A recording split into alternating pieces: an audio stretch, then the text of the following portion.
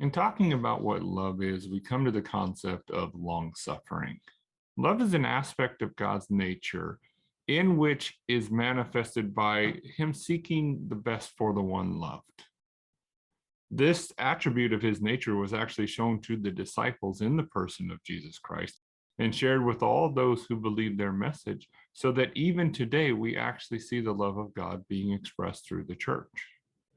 This characteristic of love is not human. That is not of human origin. And in all actuality, before God showed us love, humans didn't even really know what it was.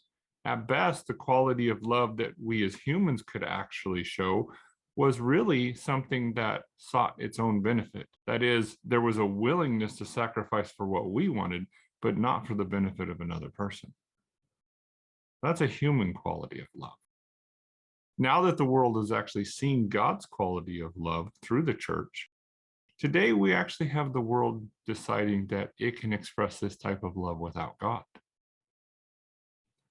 However, since the world can only mimic what it sees from Christianity, for it does not know God, it's going to pervert love to that of a human quality of love.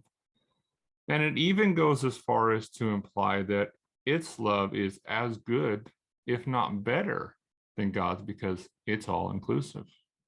Sadly, many assemblies today have accepted this worldly love in place of God's love. But how is allowing somebody to do something that continues to bring them harm an expression of love? That has nothing to do with love. Since there is a lot of fake love today, it is actually very important to know what classifies as God's love.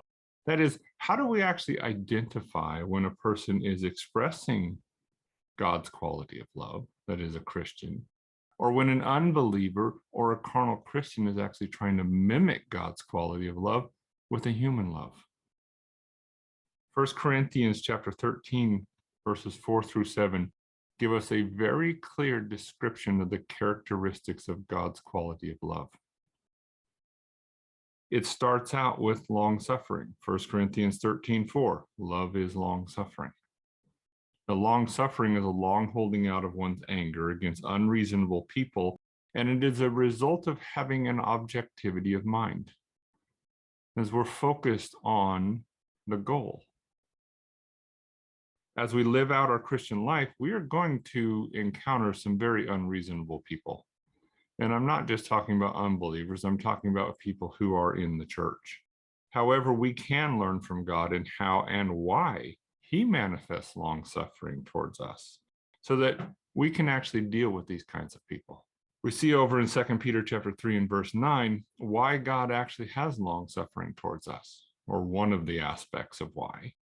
The Lord is not slack concerning the promises, as some count slackness, but is long-suffering towards us, determining that none should perish, but all should come to a change of mind. Now remember, we as Christians are not to express love towards the world. We are to express love towards each other. That is the commandment that we have. 1 John chapter 2, verses 15 and 16 says, do not love the world nor the things of the world. If perhaps someone should love the world, the love of the Father is not in him. Because all the things in the world, the desires of the flesh, the desires of the eyes, the arrogant boastfulness of biological life, are not out from the Father, but are out from the world. And Christ told the disciples in the upper room, a new commandment I give to you, in order that you should love one another just as I have loved you, in order that also you should love one another. John chapter 13 and verse 34. So an aspect of love is actually long-suffering towards other saints, because we're understanding that we are all coming to maturity. We're all growing. And of course, the goal is that we all come to a full, mature Christian in Christ. However, sometimes we can be rather difficult to deal with. And that's why we're encouraged with all humility and objectivity of mind, with long-suffering, bearing one another in love. Long-suffering is not something we produce from ourselves.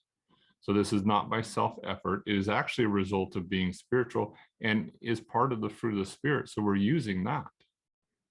Galatians chapter 5 and verse 22, but the fruit of the Spirit is love, joy, peace, and long suffering. So long suffering is an aspect of that fruit that we only have access to when we are actually being spiritual. God is long suffering towards us, both before we were actually saved and even now when we're being unreasonable and we're rejecting his ways and going back to the ways that we were saved from. He is still long suffering towards us. And think about that. Are we being the unreasonable ones? Are we demanding that God give us something that we want, or are we actually seeking what he desires in our life? True love holds its anger towards others at times because an expression of anger is not going to be the best for the situation. It's not productive. So it's going to hold out its anger because it's seeking the best for the one loved. So let us set our minds on things above and begin to emanate the things of the Spirit. That is, live out this life that we have in Christ and begin to use the fruit of the Spirit so that we can actually express long suffering towards other saints. Of course, that is in seeking the best for them while examining ourselves to make sure we're not the ones who are being unreasonable.